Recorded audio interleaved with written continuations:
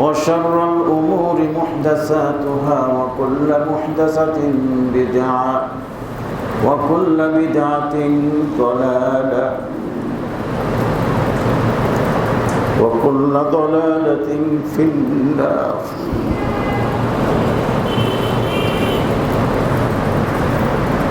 فقد قال الله تعالى في كلامه المجيد وفرقانه الحميد: أعوذ بالله من الشيطان الرجيم. بسم الله الرحمن الرحيم. كل نفس ذائقة الموت نحمده ونصلي على رسوله الكريم وبعد. যাবতীয় তারিফ প্রশংসা গুণগান আল্লাহর জন্য, যিনি জীবন এবং মৃত্যুর একমাত্র মালিক। তিনি নিজেই বলেছেন এই ব্যাপারে: আউযু বিল্লাহি মিনাশ শাইতানির রাজীম। তাবারাকাল্লাযী বিয়াদিহিল মুলক ওয়া হুয়া আলা কুল্লি শাইইন কাদির আল্লাযী খালাকাল মাউতা ওয়াল হায়াতা আল্লাযী খালাকাল মাউতা ওয়াল হায়াতা, যিনি জীবন এবং মৃত্যুকে সৃষ্টি করেছেন। কেন করেছেন সেটা বলে দিয়েছেন। লিয়াবলুয়াকুম আইয়ুকুম আহসানু আমালা, তিনি পরীক্ষা করার জন্য তোমাদের মাঝে আমলের দিক থেকে সবচেয়ে উত্তম কে। অতঃপর দরুদ এবং সালাম বিশ্বনবী মুহাম্মদুর রাসূলুল্লাহ সাল্লাল্লাহু আলাইহি ওয়াসাল্লামের প্রতি সকলেই বলি সাল্লাল্লাহু আলাইহি ওয়াসাল্লাম। সম্মানিত মুসল্লিবৃন্দ, আজকে অত্যন্ত ভারাক্রান্ত মন নিয়ে দাঁড়িয়েছি এবং কথা বলতে কিছুটা সমস্যা হচ্ছে, আপনারা বুঝতে পারছেন। আল্লাহর ভরসা করে তারপরেও চেষ্টা করব খুতবার সময়টুকু সংক্ষিপ্তভাবে কিছু আলোচনা করার জন্য, ইনশাআল্লাহ। ওয়া মা তাওফীকি ইল্লা বিল্লাহ। আপনারা মনে হয় প্রায় সকলেই জেনেছেন, বা কেউ কেউ হয়তো বা জানতে বাদও থাকতে পারেন, যেই মসজিদে আমরা সালাত আদা করতেছি, যেই মসজিদে, এই মসজিদের এখানে মসজিদ হওয়ার ব্যাপারে, মসজিদ করার ব্যাপারে যত রকমের উদ্যোগ উদ্দীপনা, চেষ্টা, ব্যবস্থা যে কয়েকজন লোক করেছিলেন তাদের অন্যতম ছিলেন মাওলানা রফিকুল ইসলাম। আজকে বলবো আমরা রহিমাহুল্লাহ। এর আগে বলেছি হাফিজাহুল্লাহ, আল্লাহ তাকে হেফাজত করুন, আল্লাহ তাকে আরোগ্য দান করুন। এই দোয়া এর আগ পর্যন্ত হয়েছে, আজ থেকে 2 দিন আগ পর্যন্ত। আজকে বলতেছি রহিমাহুল্লাহ, আল্লাহ থেকে রহম করুন। আপনারা জানেন যে গত পরশু রাত্রে তিনি প্রায় 1.5 মাস নাগাদ ঢাকা মেডিকেল কলেজ হাসপাতালে চিকিৎসাধীন অবস্থায় মৃত্যুবরণ করেছেন। ইন্না লিল্লাহি ওয়া ইন্না ইলাইহি রাজিউন। মৃত্যুর সম্ভবত এই সর্বোচ্চ 10 মিনিট হবে ওনার বড় ছেলে আব্দুল্লাহিল কাফি। আমি বিশেষ কোনো কারণে ঈদের ছুটিতে ঈদ করে বাড়ি গেছি, বিশেষ কোনো কারণে রাত 10:15টায় আমি ময়মনসিংহের আমার ফুলবাড়িয়া থেকে রওনা করেছি ঢাকার উদ্দেশ্যে। তখন আমি গাড়িতে, তখন আমাকে বলল সম্ভবত রাত 10:30 মাত্র, যে চাচা দোয়া করেন, আল্লাহ আব্বার অবস্থা খুব ভালো না। তেমন ঠিক আছে, দোয়া করি, আল্লাহ যতক্ষণ রাখেন কষ্ট না হয়, তোমরা দোয়া করো, টেনশন করো না। এই একটু পরেই আমাকে যখন আবার সে রিং দিয়েছে, নাম্বারটা দেখেই বুঝতে পেরেছি যে নেই। তো সেই কথাটি রিসিভ করার পরে সে শুধু এইটুকু বলল, জাব্বা নেই। সর্বোপরি আমরা তার জন্য দোয়া করি, আমরা তার জন্য মাগফিরাত কামনা করি। ভালো মন্দেই মানুষ, সকলেই সব দিক থেকে ভালো বলার সুযোগ নেই। আমরা যেটুকু ভালো পেয়েছি, অনেক পেয়েছি। বিশেষ করে আমি জানি না এখানে আপনাদের সঙ্গে কার সঙ্গে কতদিন থেকে পরিচিত এবং সম্পর্ক। আমার সঙ্গে মোটামুটি তখন আমি যাত্রাবাড়ি মাদ্রাসার ছাত্র, আমরা অনেকটাই ছোট। যখন তিনি ঢাকা আসলেন, ঢাকা এসে সেই নওয়াবপুর রোডে যখন বাংলাদেশ জমিয়তে আহলে হাদিসের কেন্দ্রীয় অফিস, সেখানে তিনি অফিস সেক্রেটারি হিসেবে যোগদান করলেন। আমরা ছাত্র হলেও বিভিন্ন প্রয়োজনে অফিসে যাতায়াত করতাম। তখন থেকে ওনার ওনার এই স্নেহ ভালোবাসা এটা পেয়ে আসছে তখন থেকে। পরবর্তীতে আমরা একটু বড় হলাম, এক সময় ভাই বলে সম্বোধন করে ডাকতে শুরু করলাম। এবং শেষের জীবনটার জন্য যদিও বয়সে বড় একটা ব্যবধান ছিল, কিন্তু উনি আমাকে ছোট ভাই হিসেবে মনে করতেন, আমি বড় ভাই হিসেবে মনে করে এইভাবেই চলছে। তো সম্পর্কটা অনেকটাই এত গভীর ছিল যেটা আমি আজকে ভাষায় প্রকাশ করতে পারবো না।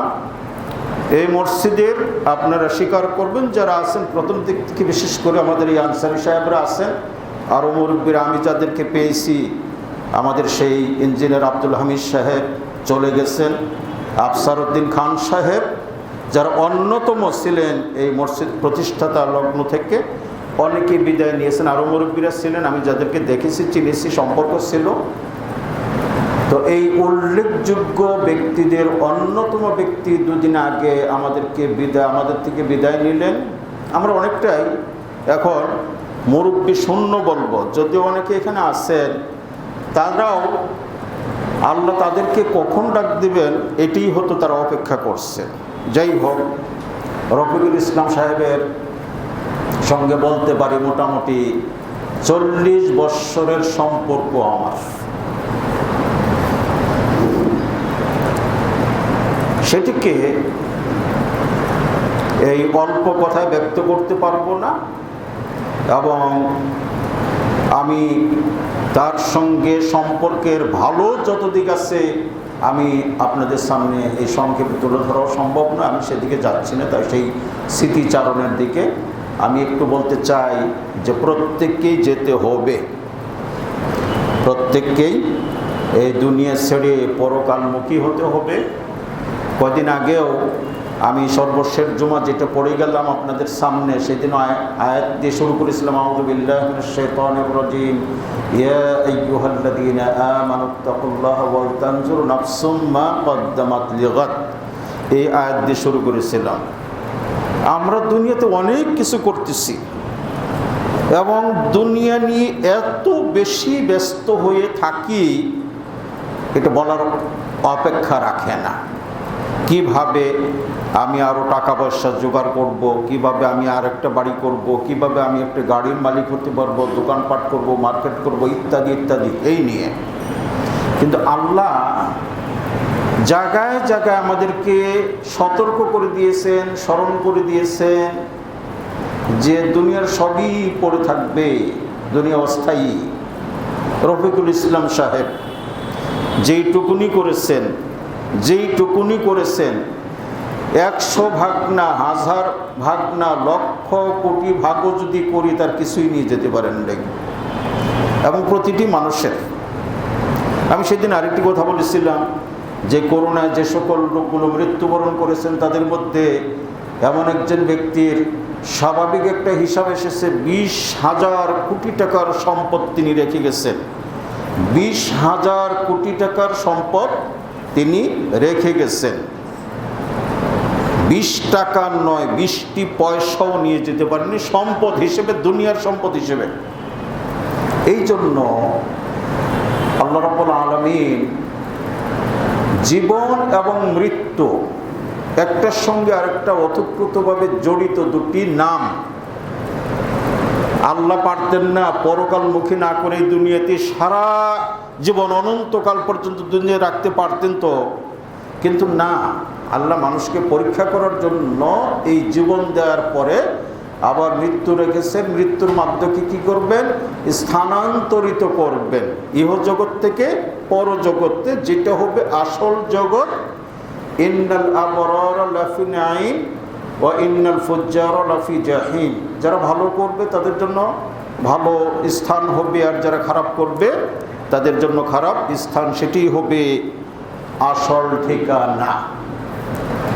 যেটাকে আল্লাহ রাব্বুল আলামিন আরও বলেছেন, এই যে সূরা প্রতি জুমার দিনে প্রথম রাকাতে আমরা তেলাওয়াত করি, যেই সূরা, সূরা আলা, এখানে আল্লাহ রাব্বুল আলামিন বলে দিয়েছেন বাল তুসিরুনাল হায়াতাদ দুনিয়া, বরং তোমরা তো দুনিয়ার জীবনকে প্রাধান্য দিয়ে থাকো। তুসিরুনাল হায়াতাদ দুনিয়া, দুনিয়ার এই জিন্দেগিকে তোমরা কি করো?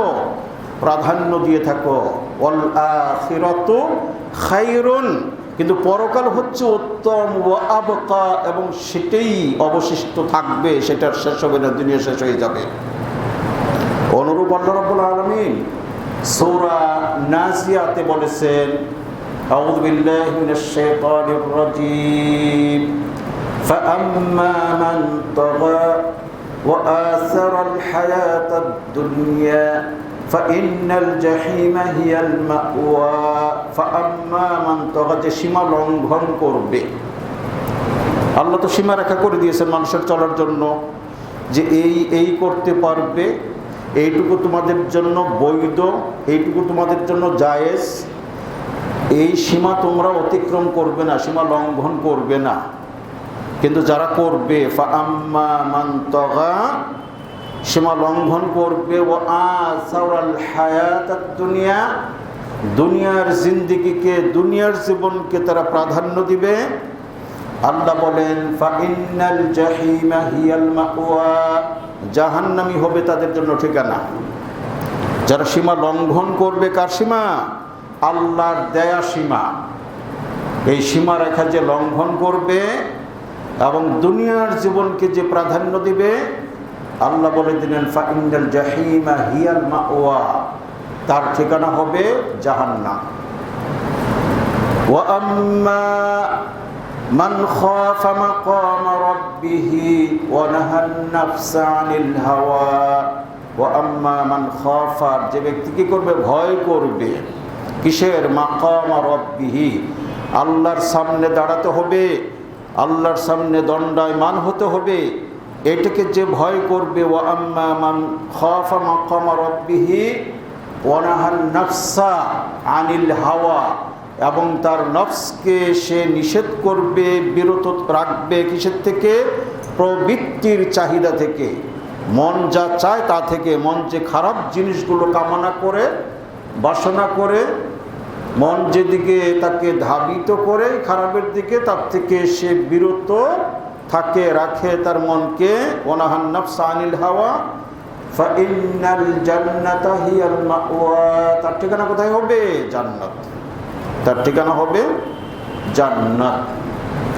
তো আমি আপনাদেরকে আল্লাহর এই সকল বাণী সমূহ দিয়ে আমি স্মরণ করিয়ে দিব, যেটা আল্লাহ রাব্বুল আলামিন বললেন, ইয়া আইয়ুহান নাস তাকুল্লাহ ওয়াল তানজুর নাফসুম মা কদ্দামাত লিগাদ। হে মুমিনগণ, তোমরা আল্লাহকে ভয় করো, এবং প্রত্যেকটি নফস সেজন্য একটু খেয়াল করে, একটু লক্ষ্য করে, একটু চিন্তা করে, একটু ভেবে দেখে যে আগামী দিনের জন্য সে কি সঞ্চয় করে রেখেছে। দুনিয়ার সবই পড়ে থাকবে, এই সন্তান সন্ততি, ধন সম্পদ, আত্মীয় স্বজন, যত কিছুই আমরা করব না কেন সব পড়ে থাকবে। আমরা চলে যাব পরকালমুখী হয়ে, মাটির নিচে আমরা চলে যাব, কবর জগতে চলে যাব। কবর জগৎ সম্পর্কে এইটা যদি একটু বলা যায়, তাহলে সংক্ষেপে এভাবেই আমরা বলতে পারি, ওসমান ইবনে আফফান রাদিয়াল্লাহু তাআলা আনহু কাঁদতেছেন, চোখ বয়ে পানি পড়তেছে, তার দাড়ি ভিজে যাচ্ছে। জিজ্ঞেস করা হলো, আপনি কাঁদছেন কেন? তখন তিনি কবরের পার্শ্বে দাঁড়িয়ে তিনি কাঁদতেছিলেন। তখন বললেন যে এই কবর হচ্ছে কি আউয়ালু মানজিল মিন মানাজিলিল আখিরা। এই কবর হচ্ছে প্রথম মানজিল, প্রথম ঘাঁটি। যে এই কবরে নাজাত পাবে, মুক্তি পাবে, পরিত্রাণ পাবে, আশা করা যায় পরবর্তীতে আরও যে সকল ঘাটগুলো আছে সেইগুলোর থেকে সে নাজাত পাবে, পেতে পারে। আর যদি কবরেই যদি তার আযাব গজব শুরু হয়ে যায়, তার শাস্তি শুরু হয়ে যায়, কবরটা যদি জান্নাতের বাগিচা না হয়ে জাহান্নামের টুকরা হয়, জাহান্নামের অংশ হয়, তাহলে তার সব সর্বনাশ হয়ে যাবে। তা আমরা ভাইয়ের আমার, আমরা কি ভেবেছি যে কবরে যেতে হবে, কবরে গেলে কি অবস্থা হবে, কবরে যাওয়ার আগে কি করতে হবে? একটু তো ভাবিনি আমরা। আমরা শুধু ভাবছি দুনিয়া নিয়ে, আর মনে করি যে দুনিয়াই যথেষ্ট হবে। না, ইযা মাতাল ইনসান ইনকাতা আনহু আমালু ইল্লা মিন সালাসা।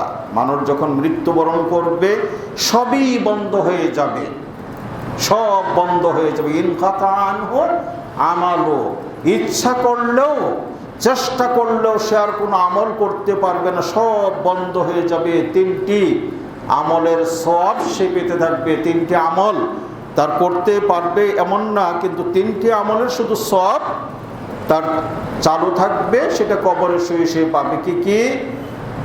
একটা হচ্ছে সাদাকাতিন জারিয়া, সদকায়ে জারিয়া। যারা আমরা কিছু করে যেতে পারবো বা যারা করে গেছে, সদকায়ে জারিয়া সম্পর্কে ইতিমধ্যেও আমরা বলেছি। মসজিদ, মাদ্রাসা বা ধর্মীয় যে সকল কাজে, সামাজিক কাজে, এইগুলো হচ্ছে সদকায়ে জারিয়ার অন্তর্ভুক্ত। আপনি করে যাবেন, পরকালে এর প্রতিদান কবরে শায়িত অবস্থায় আপনি পেতে থাকবেন। তাহলে সদকায়ে জারিয়া কারোর যদি থাকে, সেটার প্রতিদান কবরে শুয়ে শুয়ে পাওয়া যাবে। আরেকটা হচ্ছে ওয়ালাদিন সালিহিন, নেক সন্তান। নেক সন্তান, সুসন্তান। আমরা এখানে অনেকে ব্যর্থ, অনেকে আমরা এখানে আমরা পারছি না।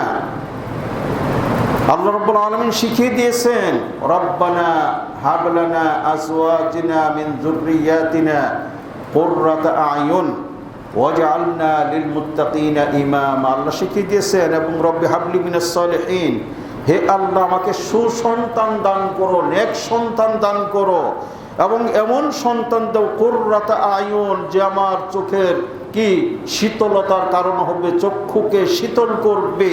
এগুলো আল্লাহ রাব্বুল আলামিন দোয়া শিখিয়ে দিয়েছেন। তো শুধু দোয়া নয়, দোয়ার পাশাপাশি আমাদেরকে যে কাজ করলে নেক সন্তান হবে, সন্তানগুলো নেক হবে, ভালো হবে, সেটা করানোর পদক্ষেপ নিতে হবে, চেষ্টা করতে হবে। কিন্তু অনেকেই এখানে আমরা পারিনি। আমি কাউকে আঘাত করার জন্য না, কাউকে কষ্ট দেওয়ার জন্য না, বাস্তবতা যেটা হয়েছে, বাস্তবতা। তো পরকালে যদি যেতে হয়, আমার ছেলেকে, আপনার ছেলেকে, সন্তানদেরকে আমি ডাক্তার বানালাম না ইঞ্জিনিয়ার বানালাম না প্রফেসর বানালাম না আমি তাকে সম্পদশালী বানালাম, এটা কিন্তু দেখা হবে না। দেখা হবে সুসন্তান ছিল, সেই সন্তান মা বাবার জন্য কি করছে? হ্যাঁ, দোয়া করছে। ওয়ালাদিন সালিহিন ইয়াদউ লাহ, সুসন্তান, নেক সন্তান যারা কি করে? মা বাবার জন্য দোয়া করে। এটা, এই দোয়া কাজে লাগবে। রব্বির হামহুমা কামা রব্বায়ানি সগীরা, সন্তান যদি দোয়া করেই বলে রব্বির হামহুমা কামা রব্বায়ানি সগীরা, এই দোয়া আমি আপনি করব কার জন্য? মা বাবার জন্য।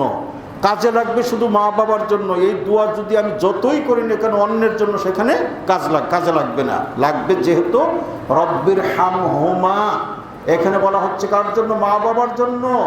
হ্যাঁ, তাহলে দোয়া করি যদি, তাহলে দোয়া কাজে লাগবে। এখন অনেকেই বলতে পারেন যে এইটুকু দোয়া অনেকে করে, অনেক সন্তানেরা করে। অনেক সন্তানেরা তো নামাজ পড়েন না, রোজা রাখে না, দিন ধর্মের সঙ্গে তাদের কোনো সম্পর্ক নাই, তাহলে তাদের দোয়া কাজে লেগে যাবে না। ইসলামের মৌলিক বিষয় যেগুলো, সেই মৌলিক বিষয়গুলোর পাবন্ধ হতে হবে। সেই মৌলিক বিষয়গুলো যথারীতি পালন করার পাশাপাশি যখন সেই নেক সন্তান, সুসন্তান দোয়া করবে মা বাবার জন্য, তারা কবরে শুয়ে এই দোয়ার প্রতিফল ইনশাল্লাহ পাবে। আরেকটি কি? আরেকটি হচ্ছে ইলমিন ইউনতাফাউ বিহি, ইলম। ইলমের শাব্দিক অর্থ হচ্ছে জ্ঞান। ইলমটা আরবি শব্দ, শাব্দিক অর্থ বাংলায় যেটা সেটা হচ্ছে কি? জ্ঞান। জ্ঞান কিন্তু অনেক রকমের আছে। এখানে যেটা বোঝানো হয়েছে সেটা হচ্ছে কি?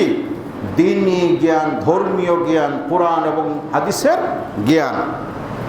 আপনি জ্ঞানী ছিলেন কোরআন এবং সুন্নায়, সেই জ্ঞানের প্রচার এবং প্রসার আপনি করে গেছেন। আপনি মানুষকে শিক্ষা দিয়ে গেছেন, শিখিয়ে গেছেন। এর প্রতিদান আপনি কবর শেষে পাবেন ইনশাআল্লাহ। তো খুতবা লম্বা করার কোনো সুযোগ নেই, আমি নির্ধারিত সময় শেষ করব। তার আগে একটু বলবো আল্লাহর বাণী দিয়ে আর একটু। আল্লাহ রাব্বুল আলামিন বলেছেন, আউযু বিল্লাহি মিনাশ শাইতানির রাজীম, ইন্নাল্লাযীনা ক্বালু রাব্বুনাল্লাহু সুম্মা ইসতাকামু তাতানাজ্জালু আলাইহিমুল মালায়েকা। ইন্নাল্লাযীনা ক্বালু, যারা বলে বা বলেছে। কি বলেছে? ইন্নাল্লাযীনা ক্বালু রাব্বুনাল্লাহ, আল্লাহ আমাদের রব। যারা বলে, কি বলে? আল্লাহ আমাদের রব। সুম্মা ইসতাকামু, অতঃপর এই বলার উপরে তারা অবিচল থাকে, অটল থাকে। অর্থাৎ রব্বুনাল্লাহ বলে কি করলো? ঈমানের স্বীকারোক্তি সে প্রদান করলো। এই স্বীকারোক্তির উপরে, এই ঈমানের উপরে অটল এবং অবিচল থাকে। সুম্মা ইসতাকামু, তাহলে তাদের জন্য কি ফলাফল, কি প্রতিদান? তাতানাজ্জালু আলাইহিমুল মালায়েকা, তাদের মৃত্যুর সময় আল্লাহর পক্ষ থেকে ফেরেশতা মণ্ডলী অবতরণ করবে। তাতানাজ্জালু আলাইহিমুল মালায়েকা, ফেরেশতা আসবে তাদের কাছে, যারা বলবে আল্লাহ আমাদের রব এবং এটার উপর অবিচল থাকবে, অটল থাকবে। তাদের মৃত্যুর সময় ফেরেশতা মণ্ডলী এসে বলবে কি? আল্লা তাখাফু ওয়ালা তাহজানু, তোমরা কোনো ভয় করো না, তোমরা কোনো চিন্তা করো না। ফেরেশতা তাদের বলবে মানুষকে, তোমরা কোনো ভয় করো না এবং তোমরা কোনো চিন্তা করো না। আর কি? উপরন্তু আবশিরু বিল জান্নাত, আবশিরু বিল জান্নাতিল্লাতী কুনতুম তুআদুন, তোমরা ওই জান্নাতের সুসংবাদ গ্রহণ করো। তোমরা ওই জান্নাতের সুসংবাদ গ্রহণ করো, যেটার প্রতিশ্রুতি তোমাদেরকে দেওয়া হয়েছে, সেই জান্নাতের সুসংবাদ গ্রহণ করো। আর কি বলবে ফেরেশতারা? নাহনু আউলিয়াউকুম ফিল হায়াতিদ দুনিয়া ওয়া ফিল আখিরাহ, ফেরেশতারা বলবে দুনিয়ায় আমরা তোমাদের বন্ধু ছিলাম। নাহনু আউলিয়াউকুম ফিল হায়াতিদ দুনিয়া, আমরা তোমাদের বন্ধু ছিলাম। মানুষদেরকে বলবে দুনিয়াতে, ওয়াফিল আখিরা, এবং পরকালেও থাকবো। যাদের সঙ্গী, যাদের বন্ধু, যাদের সহযোগী ফেরেশতা মণ্ডলী ছিলেন এবং থাকবেন, আল্লাহর মেহেরবানিতে তাদের কোনো ভয়ভীতি থাকার কথা না। তারা আল্লাহর পক্ষ থেকে মানুষদেরকে অভয় দিয়েছেন এবং এই জান্নাতের সুসংবাদ প্রদান করেছেন এবং বলছেন দুনিয়াতে আমরা তোমাদের সঙ্গে ছিলাম, পরকালেও থাকবো। আর কি? নাহনু আউলিয়াউকুম ফিল হায়াতিদ দুনিয়া ওয়া ফিল আখিরাহ ওয়া লাকুম ফিহা মা তাশতাহি আনফুসুকুম ওয়া লাকুম ফিহা মা তাদউন, এবং সেই জান্নাতে তারা যা কিছু চাবে এবং যা কিছু তলব করবে, কামনা করবে, সব তাদেরকে দেওয়া হবে। সব তাদেরকে দেওয়া হবে। কাদের জন্য? যারা বলবে আল্লাহ আমাদের রব, এই বলে সেটার উপরে অবিচল থেকে তাদের কর্ম পরিচালনা চালিয়ে যাবে, তাদের জন্য এই ব্যবস্থা আল্লাহ রাব্বুল আলামিন করে দিবেন। এই মর্মে বিশ্বনবী মুহাম্মদুর রাসূলুল্লাহ সাল্লাল্লাহু আলাইহি সাল্লাম থেকে একটা হাদিস বর্ণিত। হাদিসটি বর্ণনা করেছেন একজন সাহাবী, নাম হলো সুফিয়ান বিন আব্দুল্লাহ আস-সাকাফি। এই সাহাবী, এই রাবি, বর্ণনাকারী, তিনি বলেন, কুলতু ইয়া রাসূলাল্লাহ, আমি বললাম হে আল্লাহর রাসূল, কুল্লি ফিল ইসলামি কাওলান লা আসআলু আনহু আহাদান বা'দাকা ওয়া ফি রাওয়ায় গায়রাক, ওই সাহাবী বললেন, আমি আল্লাহ রসুলকে বললাম, হে আল্লাহ রসুল, ইসলামের মধ্যে এমন কোনো আমলের ব্যাপারে আপনি আমাকে বলুন যে আমলটি সম্পর্কে আপনি বলার পরে আমি অন্য কাউকে এর পরে জিজ্ঞাসা করব না। ক্বাল, রাসূল বললেন যে কুল, তুমি বলো আমানতু বিল্লাহ সুম্মা ইসতাকিম। হে আব্দুল্লাহ, সে সুফিয়ান বিন আব্দুল্লাহ, তুমি বলো আমানতু বিল্লাহ, আমি ঈমান আনলাম আল্লাহর প্রতি, আর কি করবে এটা বলার পরে সুম্মা ইসতাকিম, এর উপর অবিচল থাকবে। ভাইয়েরা আমার, আমরা অনেক সময় বিভিন্ন কারণে বা দুনিয়ার এই চাকচিক্যতার মোহ পড়ে আমরা আমাদের ঈমানটাকে হারিয়ে ফেলি। আমরা অনেক সময় দুর্বল হয়ে যাই।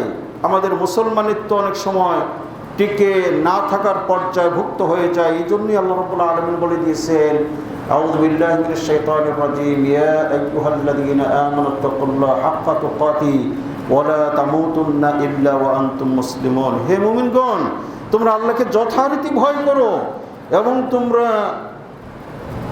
মুসলিম না হয়ে মৃত্যুবরণ করো না। মুসলিম না হয়ে মৃত্যুবরণ করো না মানে কি? এখন বলবেন যে আমরা তো মুসলমান হয়েই আছি, তো এই অবস্থায় যদি মৃত্যু হয় তাহলে তো মুসলিম হয়েই মৃত্যুবরণ করলাম। তাফসীরকারগণ সংক্ষেপে এটার অর্থ করেছেন এইভাবে, যে যখন তোমাদের মৃত্যু হবে তখন যেন সত্যিকার অর্থে মুসলিম অবস্থায় তোমাদের মৃত্যু হয়। ওই দুর্বল মুসলিম, কোনোরকম মুসলিম, নামকে ওয়াস্তে মুসলিম এমনটা নয়, একদম অরিজিনাল মুসলিম, একদম পিওর মুসলিম অবস্থায়, অর্থাৎ ইসলামের উপরে যেন পুরাপুরি তোমরা বহাল থাকো, এমন সময় যেন তোমাদের মৃত্যু হয়, সেটা তোমরা চেষ্টা করবে। সম্মানিত সুধী মণ্ডলী, আমি আর বাড়িতে চাই না। পরকালমুখী সকলেরই হতে হবে, কেউ আগে কেউ পরে। কখন যাব, কার কখন যেতে হবে বলতে পারবো না। ইদা জাআ আজালুহুম লা ইস্তাখিরুনা সাআতাম ওয়া লা ইস্তাকদিমুন। আল্লাহ রাব্বুল আলামিন বলেছেন, যখন যার মৃত্যু আসবে একটি মুহূর্ত আগে পরে করা হবে না। এই জন্য মৃত্যুর জন্য সদা আমাদের প্রস্তুত থাকতে হবে, ঈমানের উপর অবিচল থাকতে হবে, ইসলামের উপর অটল থাকতে হবে। ঈমান এবং ইসলামের যে দাবি সমূহ, যে আমলগুলো ইসলাম এবং ঈমানের প্রেক্ষিতে করতে হবে, সেগুলো যথারীতি চালিয়ে যেতে হবে। আল্লাহ রাব্বুল আলামিন বিশ্বনবী মুহাম্মদুর রাসূলুল্লাহ সাল্লাল্লাহু আলাইহি ওয়াসাল্লাম, যিনি সেরা মানব, সেরা নবী, যার পূর্বের পরের সকল গুনাহকে আল্লাহ ক্ষমা করে দিয়েছিলেন, তাকে লক্ষ্য করে বলেছিলেন, ওয়াবুদ রাব্বাকা হাত্তা ইয়াতিয়াকাল ইয়াকিন। হে নবী, তুমি তোমার মৃত্যু পর্যন্ত ইবাদত তুমি করে যাবে। এমন নয় যে অনেক করে ফেলেছি আর দরকার নাই, এটা ভাবার আমাদের কোনো সুযোগ নেই। সুতরাং যত বেশি পারি আমরা ইবাদতে রত থাকবো, যত বেশি পারি আমরা তওবা ইস্তিগফার করতে থাকবো। আল্লাহ রাব্বুল আলামিন আমাদেরকে সে তৌফিক দান করুন। আমিন। ওয়া আখিরু দাওয়ানা আনিল হামদুলিল্লাহি রাব্বিল আলামিন। ওয়া আকুলু কওলি হাযা ওয়া আস্তাগফিরুল্লাহ লি ওয়া লাকুম ওয়া লিসাইরিল মুসলিমিন। যাত্রাবাড়ি 95 যখন চলে আসলাম আমি বেড়াত থেকে, তখন তিনি বললেন, এখন কাছে এসেছেন, এখন আপনি একটু আমাদের সঙ্গে থাকেন। তো সেই 95 থেকে ওনারই একমাত্র আমন্ত্রণে এই মেম্বারে আমি উঠতে শুরু করেছি। মাঝে অল্প কিছুদিন আমি আসতে পারি নাই, তারপরেও বলবো যে সেই 95 থেকে ওদিকে 6 বৎসর আর এদিকে 20 বৎসর পার হয়ে 21 বৎসর, এই 27 বৎসর রানিং এই সম্পর্ক। এটা তো ছিলই, এছাড়া জমিয়তের দিক থেকে একটা বাড়তি সম্পর্ক ছিল। তাকে আজকে হারিয়ে আমি মনে হয় একটু বেশি, বা আমার মতো আরও যারা তার সঙ্গে সেই প্রথম থেকে ছিলেন, আমরা একটু সত্যিই আমরা ভারাক্রান্ত। আমরা সর্বোপরি তার জন্য দোয়া করব। আল্লাহ রাব্বুল আলামিন তার নেক আমলগুলোর বদৌলতে তাকে ক্ষমা করে দিন। আল্লাহ রাব্বুল আলামিন তাকে আল্লাহ রাব্বুল আলামিন জান্নাতবাসী করুন। আল্লাহ রাব্বুল আলামিন তাকে জান্নাতুল ফেরদাউস নসিব করুন। আমরা অনেকেই জানাজা পড়তে পারি নাই, অনেকেই, যেমন আমি একজন, যে কোনো কারণেই হোক, আল্লাহর ইচ্ছাতেই হয়েছে জানাজা পড়তে পারি নাই। তো প্রসঙ্গ আসছে, মসজিদ কমিটির সম্মানিত সেক্রেটারি সাহেব আমাকে রিং দিয়েছিলেন যে আবেদন আসতেছে গায়েবী জানাজা পড়ার ব্যাপারে। এই ব্যাপারে যেটা মাসআলা আমরা পালন করে থাকি সেটা হলো পড়তেই হবে এমনটা আমরা বলি না, পড়তেই হবে এমনটা আমরা বলি না, তবে বিশেষ ব্যক্তিদের জন্য পড়া যেতে পারে এবং আমরা পড়ে থাকি। বিশেষ ব্যক্তিদের জন্য পড়া যেতে পারে এবং আমরা পড়ে থাকি। ঢাকার বাইরে থেকেও আমাকে জিজ্ঞেস করা হয়েছে, তা আমি বলছি যে আপনাদের মনে চাইলে আপনারা পড়তে পারেন, হয়তো অনেক জায়গায় সেটা হবে। আজকে আমরাও এখানে গায়েবী জানাজা পড়ব ইনশাআল্লাহ। যারা পড়েন নাই তারা তো পড়বেন, আর যারা পড়েছেন তারাও পড়তে পারেন। আর যদি মনে করেন যে না পড়বেন না, এটা ধরাবান্ধা কিছু নেই, তো আপনাদের এখতিয়ার থাকবে সেই ব্যাপারে।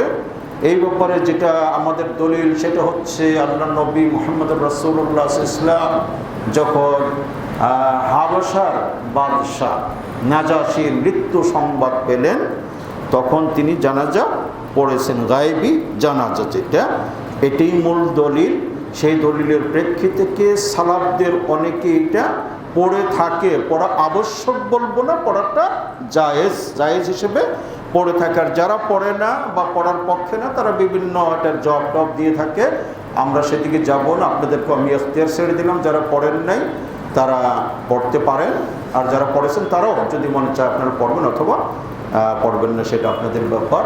তো আমরা জানাজা সালাম ফেরানোর পরে ইনশাল্লাহ পড়ব। আমরা যারা বিভিন্ন সমস্যায় জর্জরিত, আল্লাহ রাব্বুল আলামিন আমাদেরকে হেফাজত করুন।